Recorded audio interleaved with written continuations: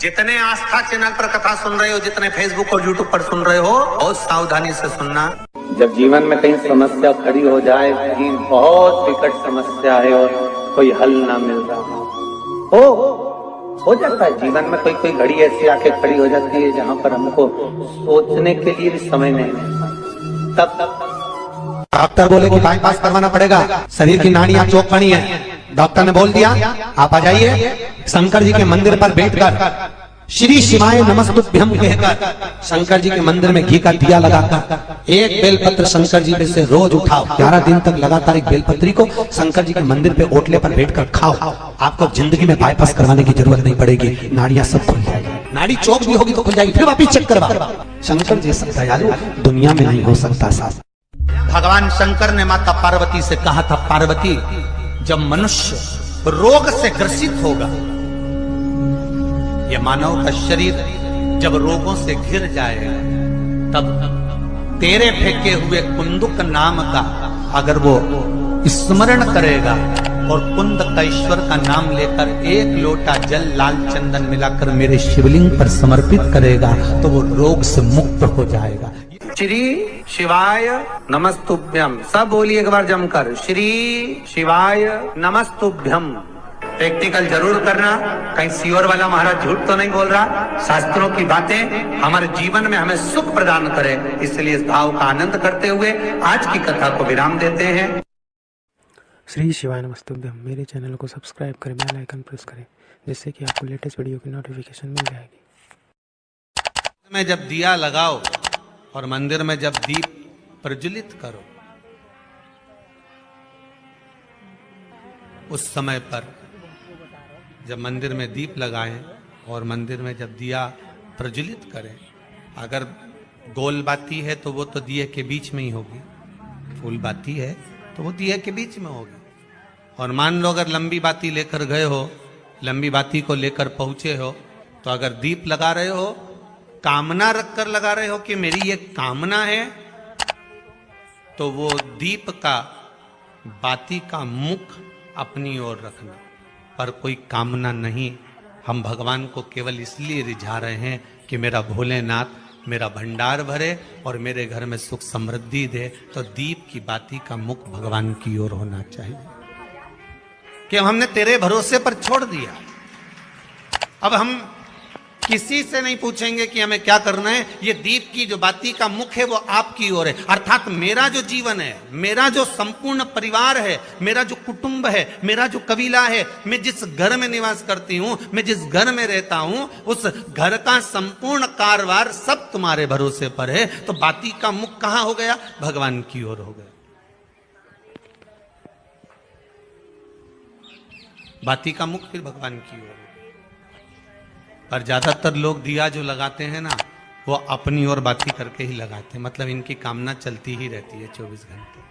कुछ कुछ कामनाएं इनकी जागरूक रहती है, इनकी कामनाएं निरंतर रहती है। पर उस बाती में जब आप अपना संपूर्ण परिवार, संपूर्ण अपने परिवार का दुकान हो, धंधा हो, व्यापार हो, व्यवसाय हो, चाहे आप जितना भी कार्य कर रहे हो, फैक्ट्रियां चला रहे हो, वो सब अपने भगवान के भरोसे पर दे दिया, भगवान की ओर दे दिया। तो इसका मतलब ये नहीं है कि बाती का मुख भगवान की ओर हो तो तुम भगवान के बिल्कुल करीब में ही बाती का मुख कर कर लगा दो और भगवान को मालूम पड़े चोट लग जाए, ऐसा भी नहीं।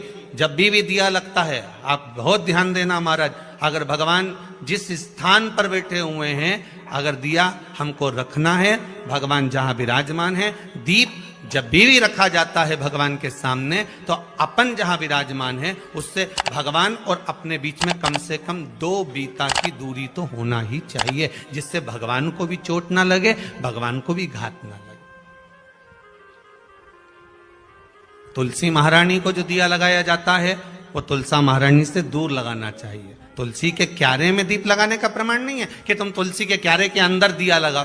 पहले तो ऐसा नियम था कि तुलसी का जो क्यारा बनता था उसमें एक नीचे अलग से दिया रखने की जगह बनती थी, तो उसमें दिया रख दिया जाता था। आज के जमाने में इतनी जगह ही नहीं कि वह में रखो, तो लोग वो कुंडा में धर के आ जाए। अब वो कुंडी में रख के आए, मालूम पड़े तुलसी महारानी का पत्ता मुरझा जाता है, तुलसा महारानी भी ऐसी मूर्छित हो जाती है, तुलसा महारानी भी चारों तरफ से वो दिए की लो से जल जाती है। ऐसा दीप लगाने का कोई फायदा नहीं। ऐसे दीप की कोई महत्वता नहीं है। किसी को कष्ट देकर, किसी को परेशान कर कर, देवता हो चाहे आप हो, आप किसी को कष्ट देकर, किसी को परेशान कर कर अगर भजन कर रहे हो तो उसका कोई सुख नहीं है हमारा, उसका कोई आनंद नहीं है। किसी को भी कष्ट देकर अगर आपने भजन भी किया, यज्ञ भी करा, दान भी करा, पुण्य भी करा, सत्कर्म भी करा, भजन भी करा, उसका कोई तत्व नहीं। शाम को 4 बजे से लेकर 7 बजे के बीच में शंकर और पार्वती के भ्रमण का समय रहता है। मेरे देवाधिदेव महादेव और माता पार्वती के भ्रमण का समय, भगवान शंकर पार्वती घूमने को निकले।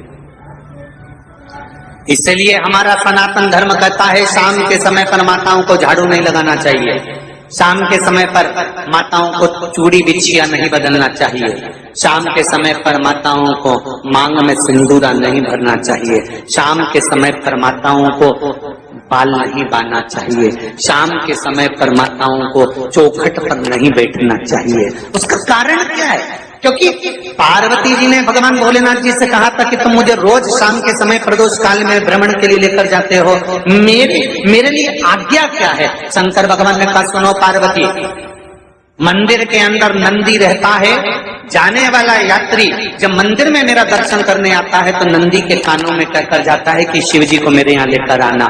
मैं नंदी के अनुसार उनके घर जाता हूँ, मेरा काम है उनका कल्याण करना और तेरा काम है उनके घर की नारी को अखंड सौभाग्यवती का वर प्रदान करना, ये तेरा काम है। तब पार्वती माता ने कहा अखंड सौभाग्यवती होने का वर मैं तो दे दूंगी, पर उस समय पर माताएं चूड़ी बदल रही होगी, हाथ से चूड़ी निकाल रही होगी तो मैं वर कैसे दे सकती हूँ? मांग भर रही होगी तो मैं वर कैसे दे सकती हूँ? उस समय पर चूड़ी बिछिया बदला जा रहा होगा तो मैं वर कैसे दे सकती हूँ? उस समय पर झाड़ू लग रही होगी तो मैं लक्ष्मी को वहां कैसे भेज सकती हूँ? आप बताओ। तो शंकर भगवान ने कहा प्रदोष का समय एक ऐसा समय होता है, शाम का समय ऐसा होता है जिस समय पर केवल शंकर और पार्वती की आराधना का समय होता है। हम तो कई लोगों से कहते हैं अगर आपके यहाँ संपदा नहीं आ रही है, बहुत मेहनत कर रहे हो, फल नहीं मिल रहा, कहीं नौकरी, कहीं सर्विस या कहीं व्यापार या व्यवसाय में कहीं तकलीफ आ रही है, हम सबसे कहते हैं शाम का समय पकड़ लो, शंकर जी के मंदिर में दिया लगाना प्रारंभ करो। शिव मंदिर में अगर दिया नहीं लगा रहे हो तो बेलपत्री के पेड़ के नीचे दिया लगा। बेलपत्री और शंकर जी के मंदिर में दिया नहीं लगा रहे तो शंकर जी के मंदिर के बाहर चौखट पर दिया लगा। इतना भी नहीं कर सकते तो अपने घर के बाहर अपने द्वार पर दिया लगा दो और शंकर जी के नाम का श्री शिवाय नमस्तुभ्यम बोलकर शंकर भगवान को याद कर कर अपनी कामना कर कर बाबा का स्मरण कर कर पंचाक्षर मंत्र नमः शिवाय, षडाक्षर मंत्र ओम नमः शिवाय, द्वादशाक्षर मंत्र ओम नमो भगवते वासुदेवाय, जो मंत्र तुमको याद है उसका स्मरण कर कर लक्ष्मी हो चाहे नारायण हो चाहे राम हो चाहे कृष्ण हो स्मरण कर कर शाम के समय बाहर दिया लगा दो, दरवाजे के पास लगा दो। वो सुनेगा जरूर, आएगा तो उसका वेलकम जरूर होगा और वो कुछ देकर जरूर जाएगा। नियम तो बनाओ, उसकी चौखट पर जाकर कहना है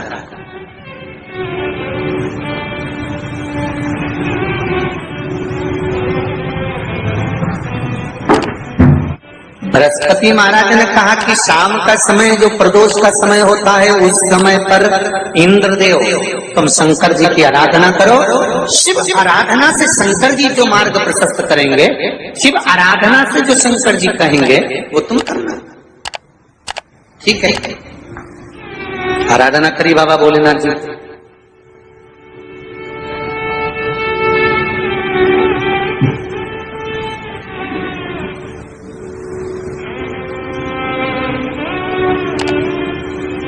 मालूम नहीं था इंद्रदेव को। बृहस्पति महाराज ने प्रदोष की महत्वता समझाई तो प्रदोष का समय जानकर शंकर जी पर 7 बेलपत्र प्रदोष के दिन इंद्र ने समर्पित कर दी बिना सोचे। कितनी बेलपत्र? 7। प्रदोष का व्रत करो चाहे ना करो, मंदिर में चढ़ी हुई बेलपत्र को उठा लो,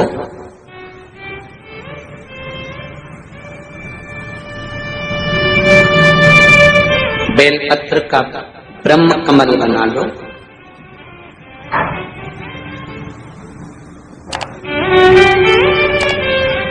ब्रह्म कमल का मतलब होता है डंडी बीच में रहे, आसपास पत्तियां रहे। 7 पत्ती का ब्रह्म कमल बनाकर, जैसे ये पत्तियां हैं एक जैसी रखी हुई हैं, तो इसको फैला लिया। 7 पत्ती को आपस में फैलाकर ब्रह्म कमल बनाए।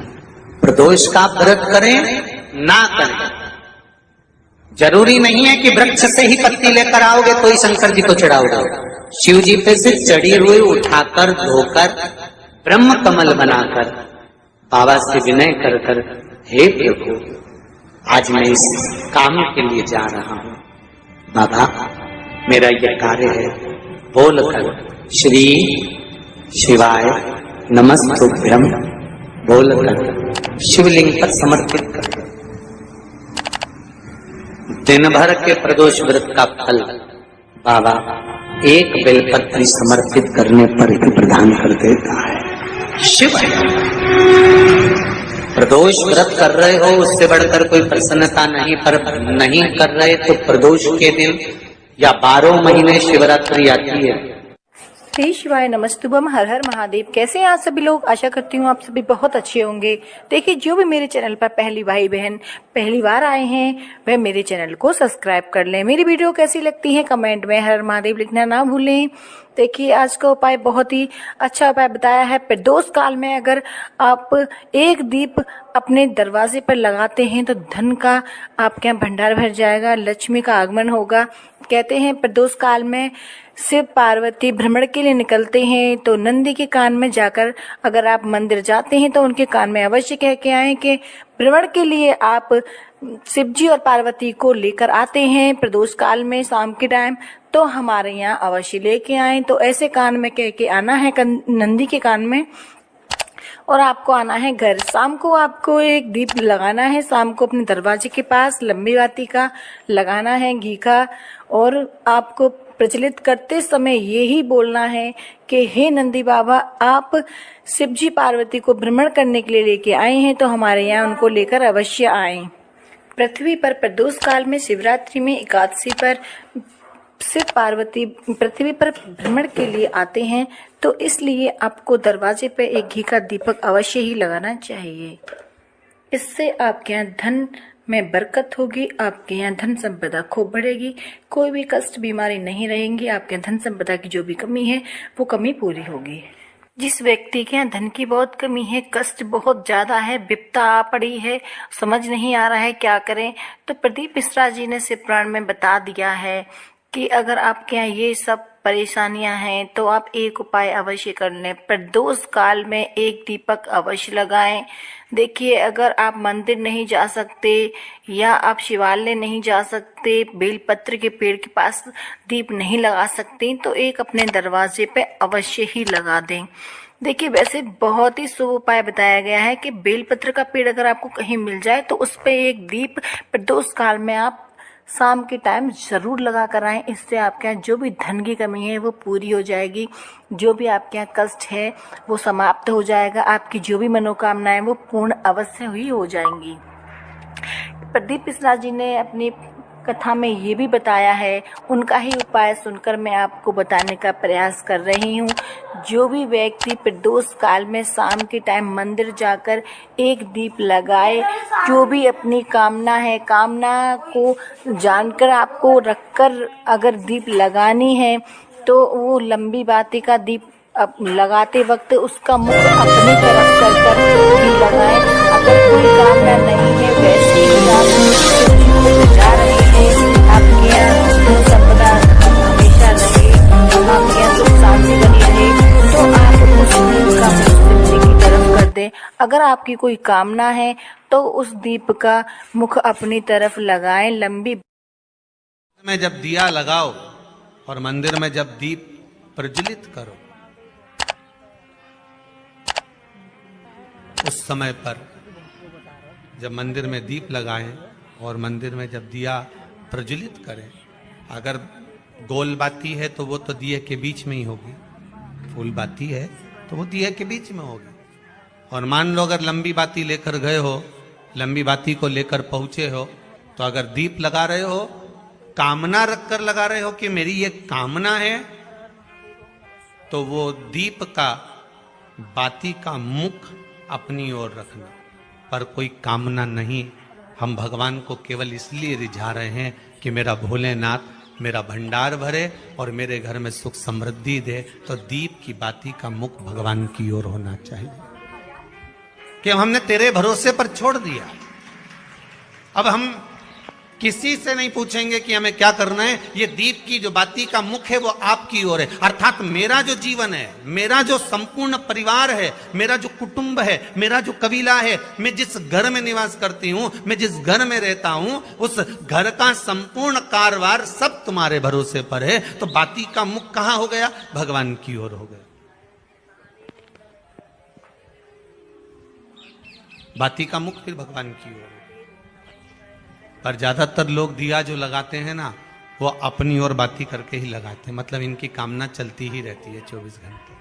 कुछ कुछ कामनाएं इनकी जागरूक रहती है, इनकी कामनाएं निरंतर रहती है। पर उस बाती में जब आप अपना संपूर्ण परिवार, संपूर्ण अपने परिवार का, दुकान हो, धंधा हो, व्यापार हो, व्यवसाय हो, चाहे आप जितना भी कार्य कर रहे हो, फैक्ट्रियां चला रहे हो, वो सब अपने भगवान के भरोसे पर दे दिया, भगवान की ओर दे दिया। तो इसका मतलब ये नहीं है कि बाती का मुख भगवान की ओर हो तो तुम भगवान के बिल्कुल करीब में ही बाती का मुख कर लगा दो और भगवान को मालूम पड़े चोट लग जाए, ऐसा भी नहीं।